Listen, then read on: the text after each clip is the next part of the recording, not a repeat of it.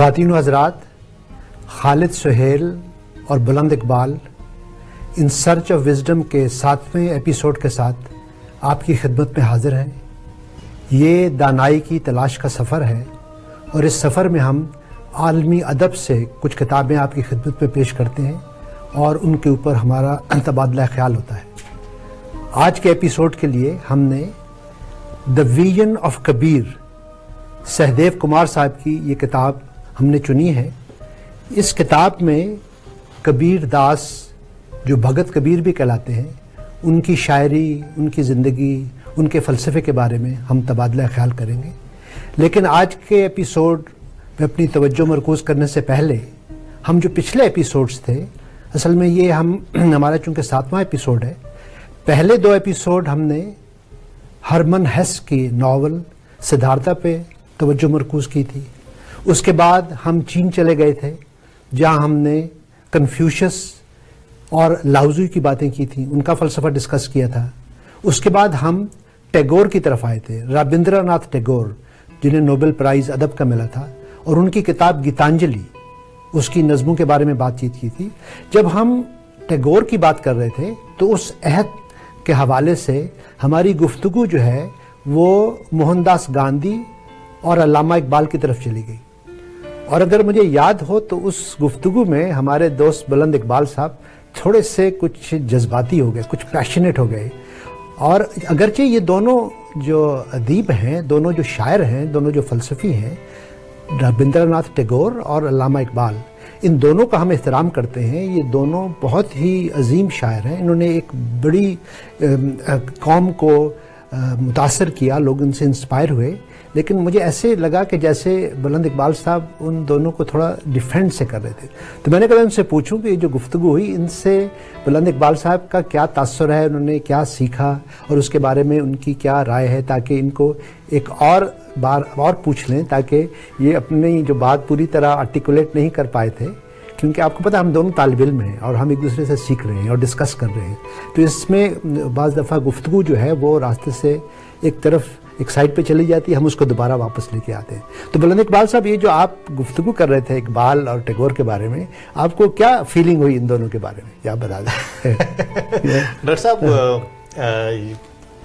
Let's go back, کیونکہ میں ایسا ایکسپیکٹ کر رہا تھا کہ وہ جو موضوع تھا وہ کچھ اور تھا، اقبال اور ٹیگور کا، ناظرین کرام کو یاد ہوگا، لیکن میرے ذہن میں بھی ایک نیا خیال آ گیا کہ جب اقبال اور ٹیگور کی بات ہوئی ہے اور ابھی آپ نے بیک گراؤنڈ کی بات کی ہے، تو let's go back from the beginning.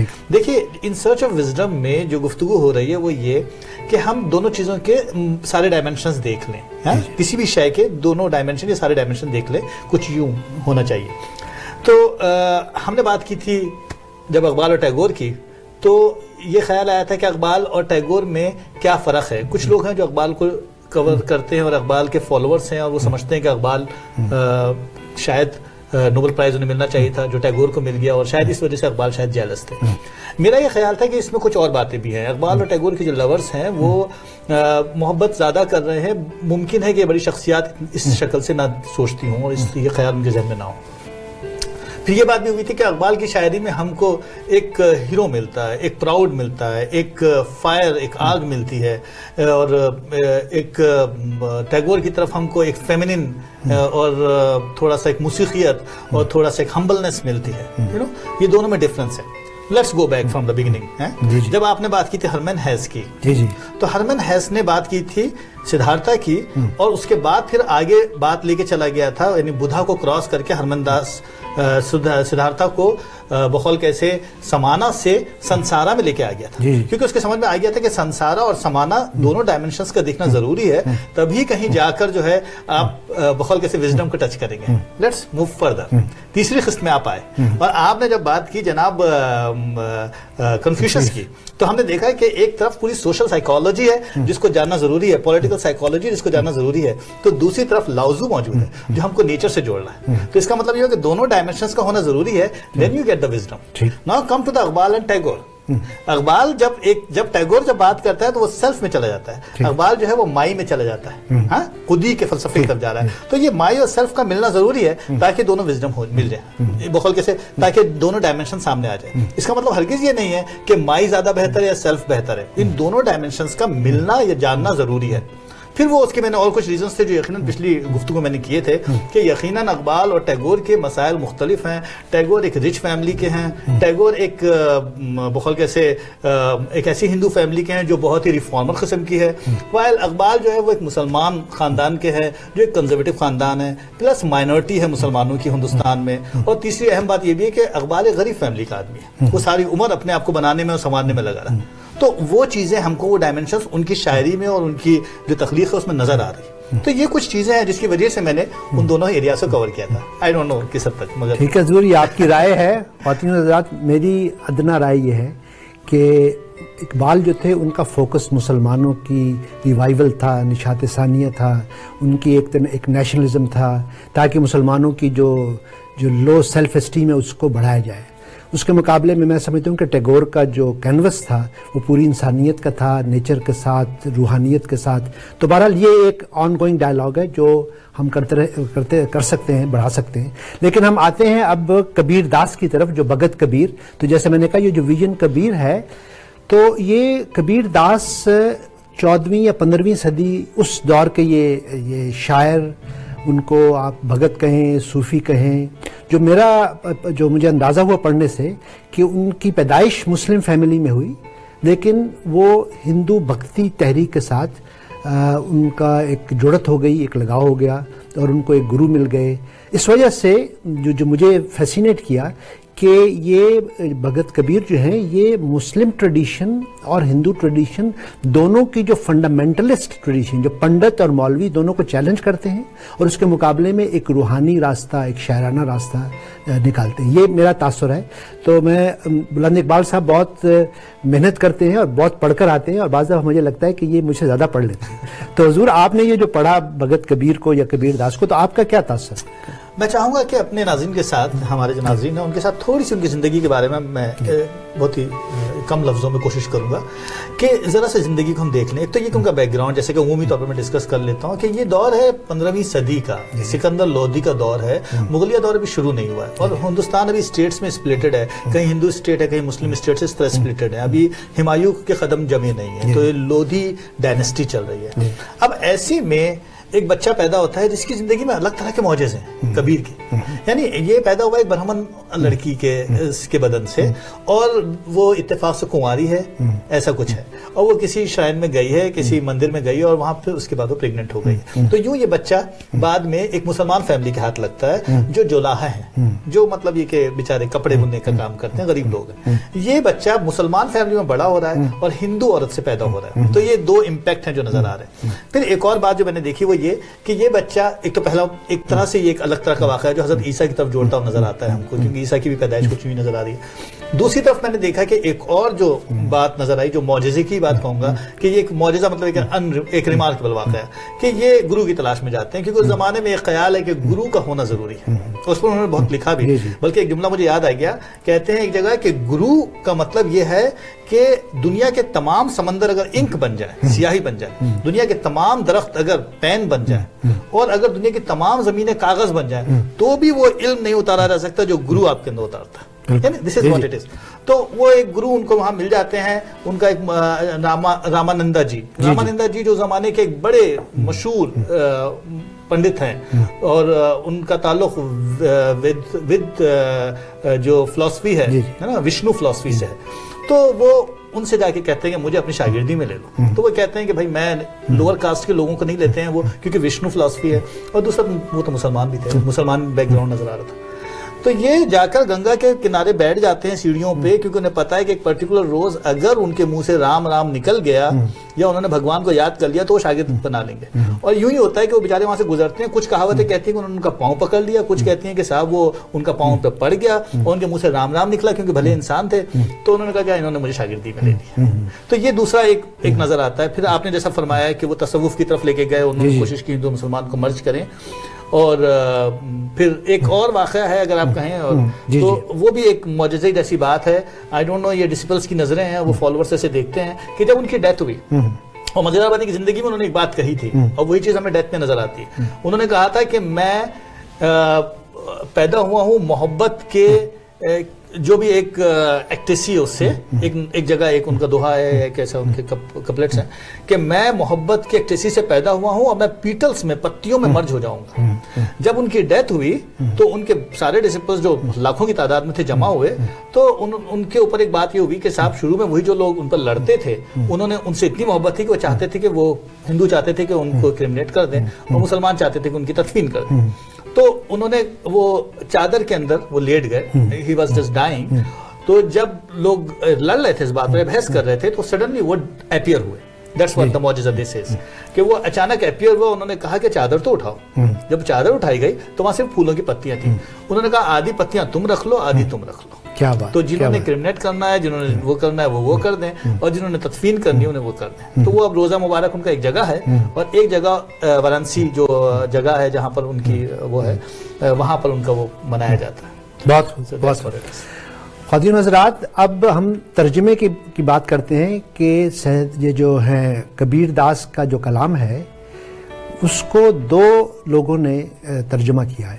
ایک رابندر ناتھ ٹیگور, انہوں نے ان کی 100 نظموں کا ترجمہ کیا ہے. اور جو میں نے آپ کو کتاب دکھائی ہے جو آج ہم فوکس جس پہ کر رہے ہیں, کبیر ویژن آف کبیر, یہ سہدیو کمار, یہ ہمارے دور کے ہمارے عہد میں بلکہ زندہ ہیں. یہ ٹورانٹو میں رہتے ہیں, آج کل انڈیا گئے ہوئے ہیں.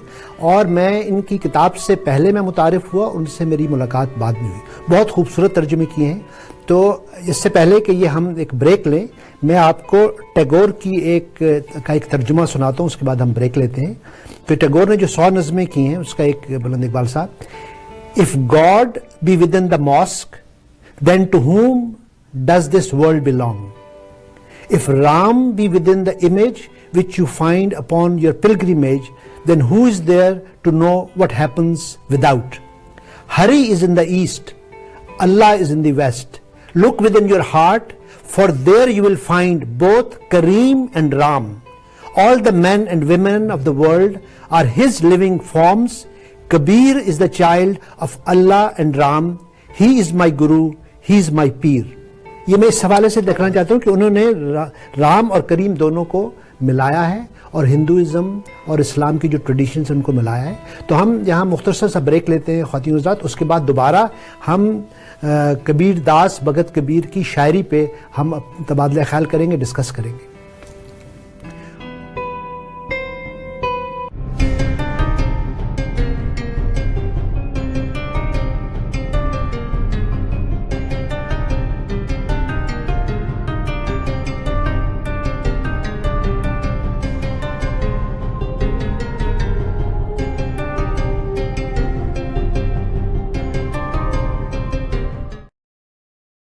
پاکستان کے بہترین حلوائی اور ان کی تیار کردہ نمبر 1 کوالٹی مٹھائیاں جن کا ثانی پوری دنیا میں نہیں, سوغات سویٹس اینڈ بیکرز اب مسیساگا میں, تاکہ آپ لے جائیں یہ سوغات خوشیوں کے ساتھ. نارتھ امریکہ میں پہلی بار وہی ناقابل فراموش روایتی ذائقے ہائیسٹ کوالٹی سٹینڈرڈز کے ساتھ ایٹ سوغات sweets and bakers, 6400 Mill Creek Drive, unit 5, Mississauga. Saughat sweets and bakers.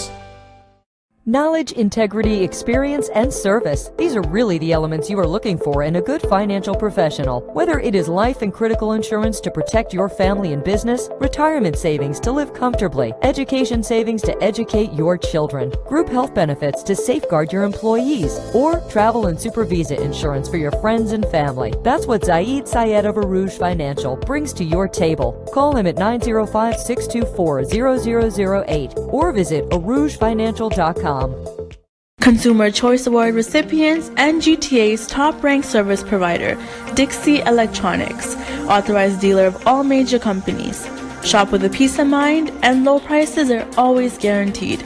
I promise best customer service and lowest prices in GTA because we beat prices from all major stores and small stores. At Dixie Electronics, our motto is we sell quality and deliver confidence. Dixie Electronics and Appliances, 5120 Dixie Road, Unit 11, Mississauga. Phone number 905-625-5900. کہیں آپ کے گھر میں نافرمان بچے تو نہیں ہیں، شاید آپ کی شادی شدہ زندگی خطرے میں ہے، کہیں روزی کا مسئلہ ہے تو کہیں تعلیم کا۔ آپ کی زندگی میں بہت ساری رکاوٹیں آتی ہیں اور آپ کی کوشش ہوتی ہے کہ آپ کی زندگی اور گھر میں بھی امن قائم ہو۔ آپ کی پریشانیاں کم ہو سکتی ہیں۔ خاندان در خاندان تجربہ رکھنے والے پروفیسر ساحل روحانی اسپریچول ہیلنگ کے ذریعے آپ کے آنے والے وقت کو بہتر بنا سکتے ہیں۔ روحانی اسپریچول ہیلنگ کے ذریعے آپ کے حالات بدل سکتے ہیں۔ آج ہی رابطہ کریں۔ Corporate business expansions are a pain, especially with all the paperwork for accounts and tax needs. That is, unless you have a chartered professional accountant by your side like Qadir Khan. I'm here to serve you all your corporate, personal, accounts and tax needs. He will guide you through bank loans, feasibility reports, business plans, and tackle a variety of CRA audits. Call Qadir Khan at 647-773-7550.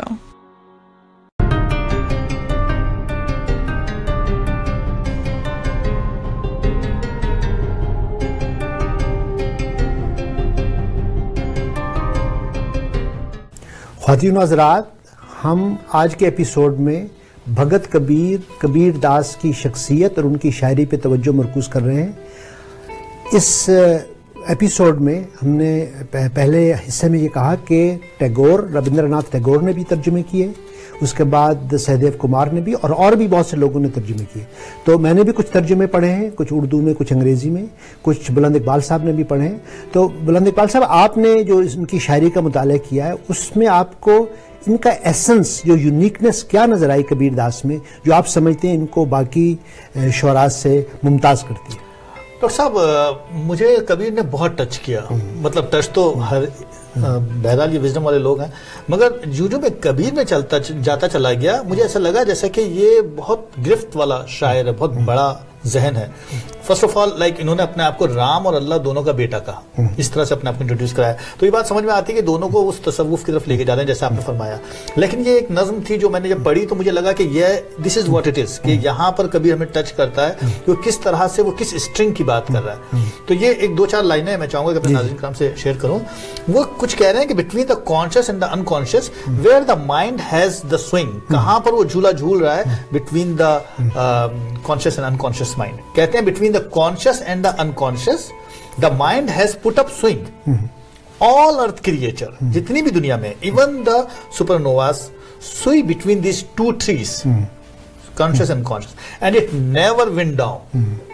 کہتے ہیں angel, animal, human, insect by million, also the wheeling sun and moon, ages go by and it goes on, everything is swinging.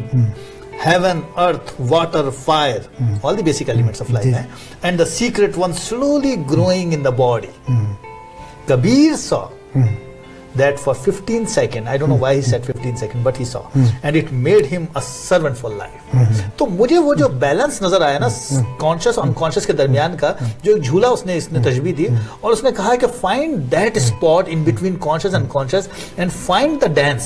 If you find that spot, اور he found it, میں اس کو بعد میں discuss کر لوں گا کبھی اس کے بعد ہی، کہ وہ کون سا اسپاٹ تھا جس میں اس نے کہا کہ اس اسپاٹ پہ چلے جاؤ گے تو you find the balance and you find the dance of life. بہت خوب. یہ جو آپ شعور، چونکہ میں نفسیات کا طالب علم ہوں، تو اس میں یہ جو توازن ہے، یہ جو بیلنس ہے، میرے نزدیک جو انسانی شخصیت ہے اس کے اندر بھی، چاہے وہ فرائڈ کی بھی بات کریں کہ وہ ایڈ ہے اور ایک سپر ایگو ہے، ایگو جو ہے اس کو بیلنس کرتی رہتی ہے. تو میرے نزدیک یہ جو پرسنالٹی کا جو توازن ہے، یو نو، وہ بیسیکلی ایک ایسی مسٹری ہے کہ اکثر لوگ مطلب ہے وہ ایکسٹریمز پہ چلے جاتے ہیں. وہ جو درمیان میں اس کا جو مطلب دونوں سائڈز کو ایک طرح سے ہموار رکھنا اور ان کو فوکس کرنا.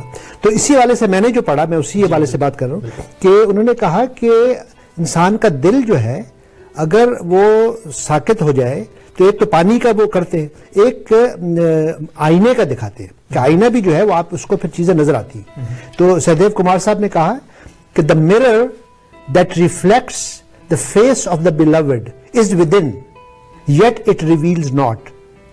Oh brother, only when the heart is calm and serene and without agitation can this face be reflected. Wow, क्या तो मुझे लगता है कि जैसे झील का अगर पानी साकित हो तो उसमें आपको चांद दिखाई देता है, उसका रिफ्लेक्शन दिखाई देता है. इसी तरह आप वो जो चांद हो या आपका महबूब हो या आप अगर मिस्टिकल हैं तो आपको एक जो ना जिसके साथ भी आपका ताल्लुक है, तो मैं समझता हूँ कि ये एक पीसफुल इंसान की जो अंदर का जो शांति है, जो आश्ती है, जो सुकून है, उसको कबीर दास ने टच करने की कोशिश की है. डॉक्टर साहब, मैं यहाँ पर थोड़ा सा पीछे जा सकता हूँ जरूर। लाउजू की तरफ. जी, याद जी। है आपको कि जी, हमने जी। तीसरी किस्त की थी लाउजू की. नाज़रीन को याद होगा कि हमने उनकी जो डाओ डी शिंग डिस्कस की थी नहीं लाउजू की, और लाउजू ने भी यही फलसफा कहा था. तो हमें यहाँ पर कबीर लाउजू से टच होते हुए नजर आते हैं. मुझे नहीं पता कि एंशिएंट चाइनीज फिलॉसफी पर उनकी क्या नजर थी, मगर देखिए उन्होंने स्टिल द बॉडी एक पोएम लिखी कबीर ने.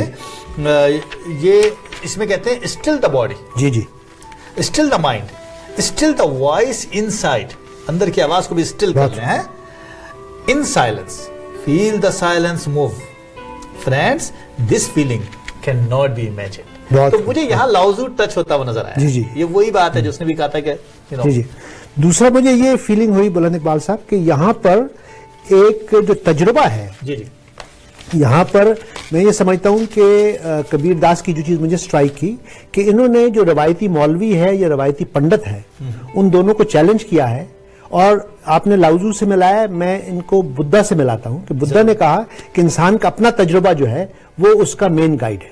वो गौतम बुद्धा भी नहीं छोड़ेगा, आपने खुद तलाश करना है. इस हवाले से इनका जो है इनका कबीर दास का एक दोहा है जिसमें वो कहते हैं कि ओ ब्राह्मण, I say only what I have seen with my own eyes, and you keep repeating the scriptures. वाह, I speak to unravel the mystery, Wow. but you insist on keeping it tangled.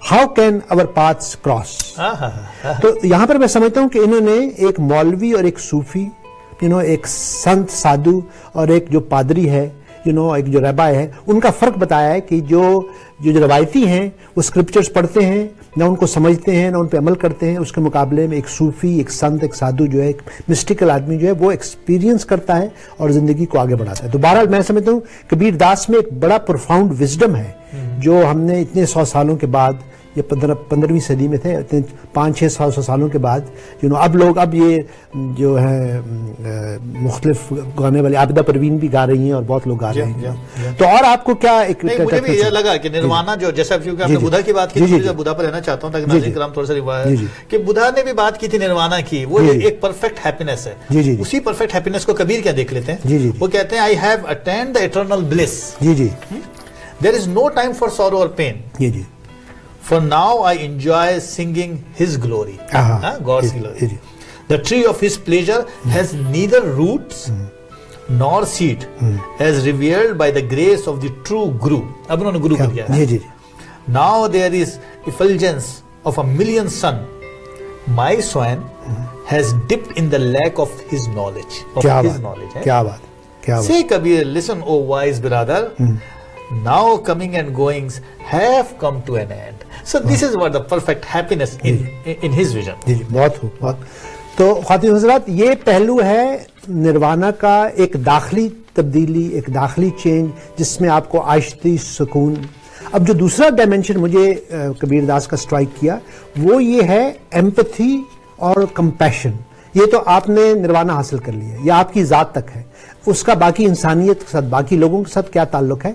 तो बुलंद इकबाल साहब, मैं इससे बहुत मुतासर हुआ कि इन्होंने उस एम्पैथी को, कंपैशन को, सिंपैथी को कैप्चर किया है और उसका नाम होली मैन के हवाले से किया है.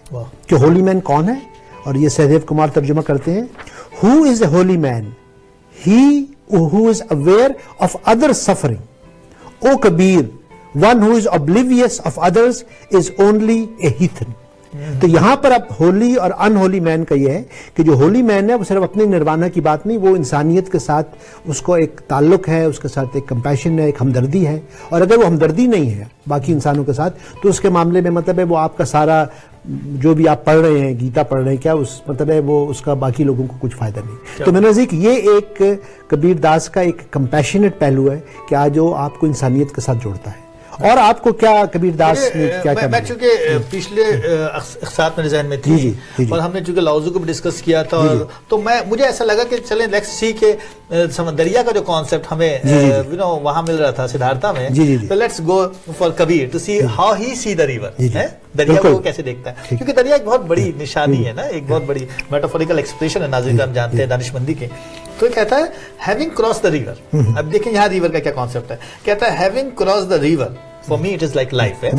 Having cross the river where will you go o friend, there is no road to tread, no traveller ahead. I think he is going to the destiny. Neither a beginning nor an end. There is no water, no boat, no boatman, no cord. No earth is there. No sky, no time, no bank, no fort. You have forgotten the self within. This is remarkable. Kehta you have forgotten the self within. Your search in the void will be in the vain. In a moment the life will ebb. Like death process hai. Keh raha, and in this body you won't remain. Be ever conscious of this, O friend. You have no immense within yourself. Kabir says, salvation you won't then need, for what you are you would be indeed. Beautiful, right? بہت زبردست. کتنا خوبصورتی سے زندگی کو موت کی طرف لے کے گیا ہے in the form of a life. بہت What a beauty into it. بہت.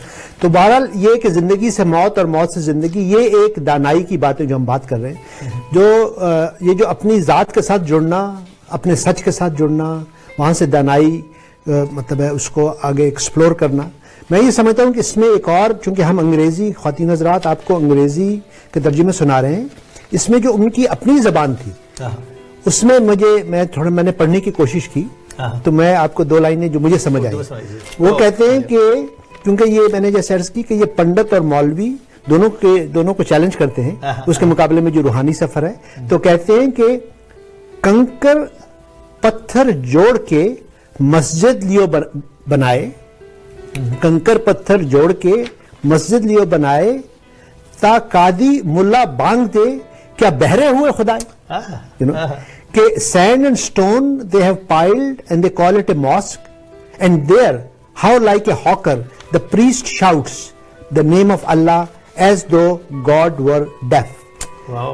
میں یہ محسوس کرتا ہوں کہ کبیر داس باقی صوفی شعراء کی طرح اپنی ذات، اپنے داخلی سفر کے بارے میں وہ کہتے ہیں کہ آپ اپنی ذات سے جڑیں اور اپنی دانائی، اپنا سچ اندر تلاش کریں، بجائے ایک ریچولز اور مطلب یہ سطحی باتیں ہیں، ایک ڈیپر بات ہے. تو ہم بلند اقبال صاحب اس پروگرام کے آخر کی طرف جا رہے ہیں. اگر آپ آخر میں چند جملے کہیں تاکہ اس کو کنکلوڈ کریں. مجھے تصوف کی جو بات خوبصورت ان میں لگی نا، وہ ایک سبمرج کرنے والی کیفیت ہے. لائک دیکھیں کتنی چھوٹی سی بات ہے، میں دعا نہیں سنانا چاہ رہا، میں صرف اس کا مطلب بتاتا ہوں کہ وہ کہہ رہے ہیں کہ جھیل کے کنارے عورتیں جاتی ہیں پانی بھرنے کے لیے، ان کے ہاتھوں میں مٹکیاں ہوتی ہیں مختلف رنگوں کی. وہ کہتے ہیں کہ کبھی دیکھا ہے تم نے ان عورتوں کو، وہ آپس میں باتیں کر رہی ہوتی ہیں، ہنس رہی ہوتی ہیں، ٹھٹے لگا رہی ہوتی ہیں، لیکن ان کا خیال ادھر ہوتا ہے مٹکی کی طرف کہ پانی نہ ٹپک جائے، اور وہ ادھر خیال بھی رکھتی ہیں، پانی کو گرنے بھی نہیں دیتی اور ہنستی بھی رہتی ہیں. اور وہ کہتے ہیں کہ بالکل ایسے ہی اپنے بھگوان کو یاد رکھو یا خدا کو یاد رکھو، اس کے ساتھ ایسے ہی خیال رکھو. تو یہ دیکھیے this is what the balance between the world and the eternal thinking, you know. یہی ان کی بات، تو آپ کی باتوں سے مجھے یاد آیا کہ ہتھ کار ول دل یار ول، کہ آپ اپنا کام کرتے ہیں دنیاوی کام، لیکن آپ کی لا جو ہے وہ جس بھی. تو خواتین و حضرات، ہم آج کے اس پروگرام میں اصل بات تو یہ ہے آپ سے بے تکلفی سے کہ کبیر داس پہ بہت کچھ کہا جا سکتا ہے، بہت سی ڈسکشنز ہو سکتی ہیں، ان کی شاعری کے بہت سے پہلو ہیں، لیکن ہم چاہتے ہیں کہ تھوڑی سی تشنگی رہے تاکہ آپ اس تشنگی کو پورا کریں اور مزید اس کو اسٹڈی کریں. تو ہم نے بدھا سے بات شروع کی، پھر ہم لاؤزو کی طرف آئے، ہم کنفیوشس کی طرف آئے، ہم نے گیتانجلی کی بات کی، اب ہم کبیر داس، اور اب ہم اگلے پروگرام میں مسلم جو صوفیاء ہیں اس میں خاص طور پہ خواتین جو صوفیاء ہیں، اور ان کی بھی سب سے زیادہ جو مشہور ہوئی رابعہ بصری، ان کا جو میں ان سے بہت انسپائر ہوا بچپن میں. تو ہم اگلے پروگرام میں فیمیل مسلم پوئٹس، ان کے جو مسٹکس ہیں اور ان میں رابعہ بصری کی بات ہم کریں گے. تو اس سے ہم آپ سے اجازت چاہتے ہیں. امید ہے آپ کو یہ پروگرام بہت پسند آیا ہوگا.